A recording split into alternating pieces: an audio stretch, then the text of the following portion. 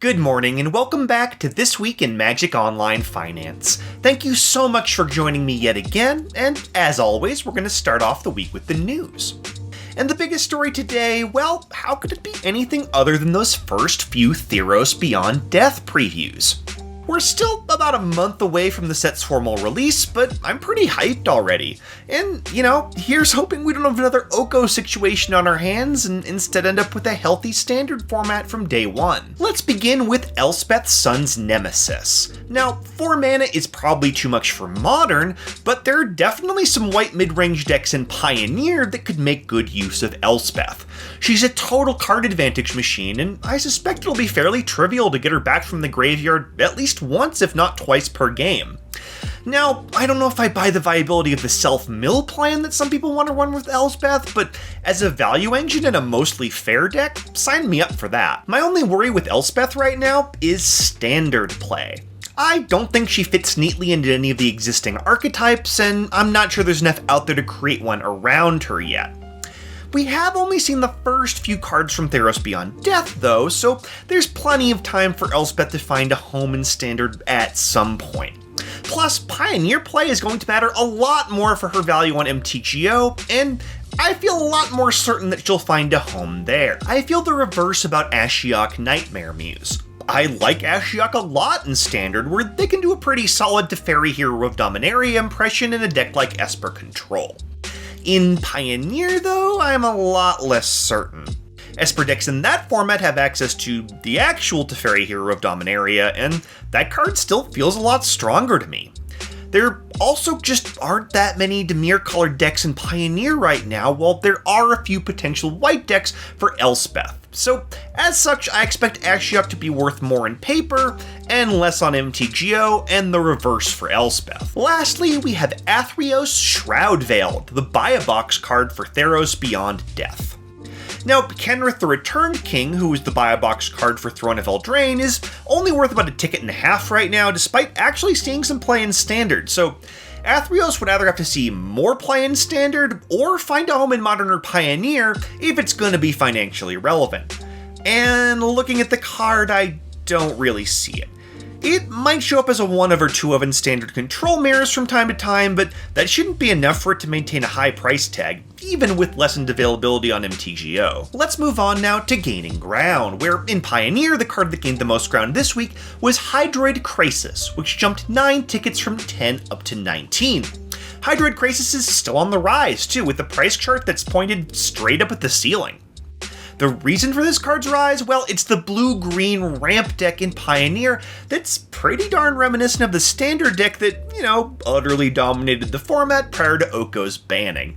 It's even got Nissa and Gilded Goose and Wicked Wolf alongside older stalwarts like Llanowar Elves, Scavenging Ooze, and Walking Ballista. Now, blue-green ramp is currently the most popular deck in Pioneer, but I haven't seen too many of its staples actually rising in price yet.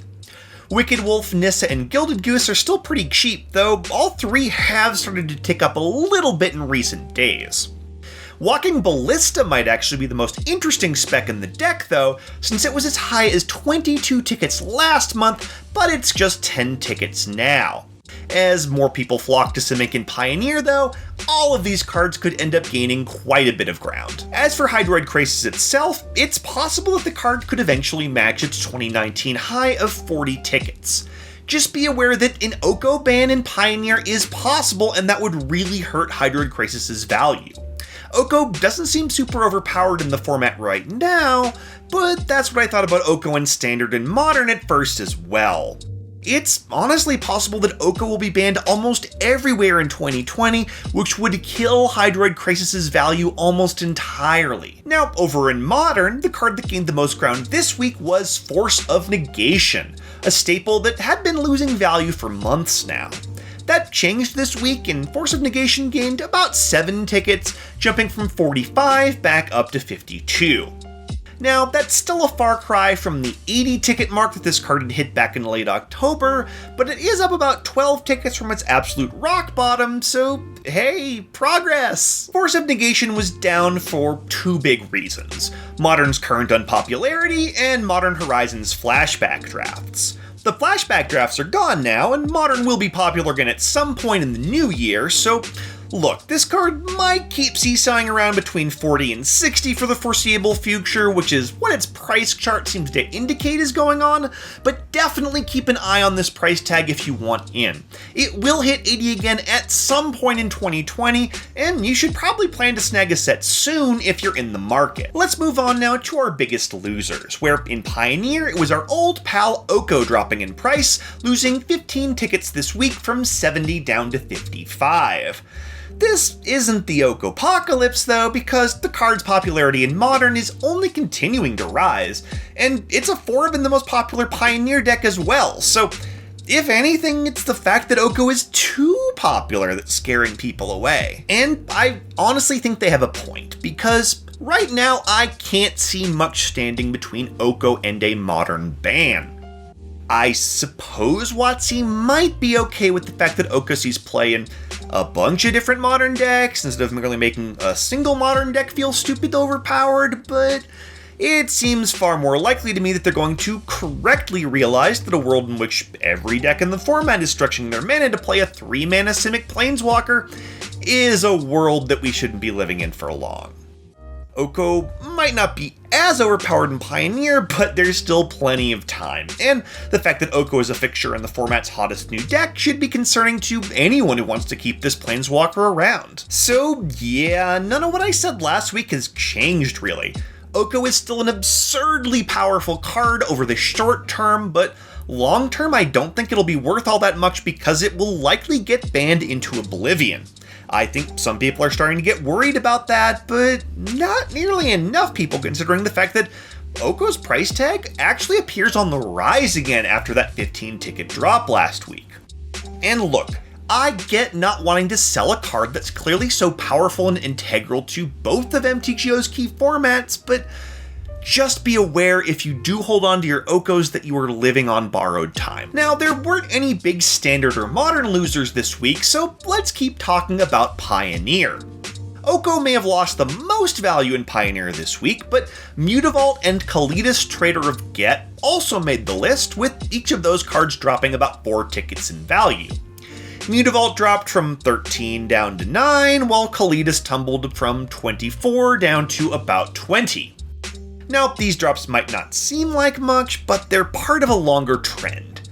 Mutavault peaked at 22 and has been steadily falling ever since, while Kalidas peaked at about 35, and its price chart is still pointed straight down at the floor. So, will these losses continue? My gut says yes. Both of these cards were expensive, mostly thanks to Mono Black Aggro and Pioneer, which was the most popular deck in the format a couple of weeks ago. And that deck still exists, but it's way down the rankings now that Smuggler's Copter is gone. Both Kalidas and Mutavault are good enough they might find another home in the future, or maybe Mono Black Aggro will experience a resurgence at some point, but neither of those things are what's going on right now. And right now, these cards could easily lose another 70 to 80% of their current price over the next couple of weeks. So honestly, if I own either of these cards right now, I'm just gonna sell them at a loss. Let's move on now to our sneak of the week. And this week's sneak is Absorb, the unassuming 3-mana counterspell from Ravnica Allegiance. Absorb is worth just a fraction of a ticket earlier this year, and it didn't even spike at all when Pioneer was announced. Absorb did start to see play in late October though, and it's currently a 4 in Pioneer Azorius Control, the second most popular deck in the format. As a result, Absorb has spiked about a ticket and a half over the past week, up from 1 to about 2.5.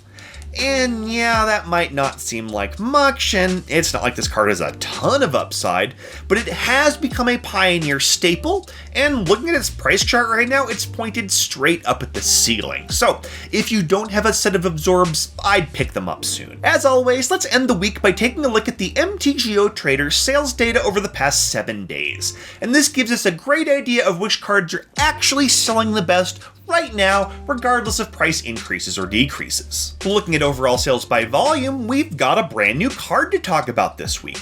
It's Lovestruck Beast, which is the best-selling rare of the week by volume, and the best-selling overall non-basic land, second only to Mystical Dispute. And And not only is Lovestruck Beast a key card in a bunch of great standard decks, but it's starting to show up now in Pioneer as well, and that could lead to a massive surge in price. Lovestruck Beast is still under a ticket, but it's gained more than half of that value over the past 2 weeks. It is clear that demand for this card is real. So you should pick up your set of Lovestruck Beasts if you haven't already, because it won't take much for this one to end up somewhere in the 4 to 5 ticket range. In terms of overall sales by price, of course Oko Thief of Crowns is at it again. That 15 ticket drop this week may have hurt the card's price tag, but it did nothing to affect demand.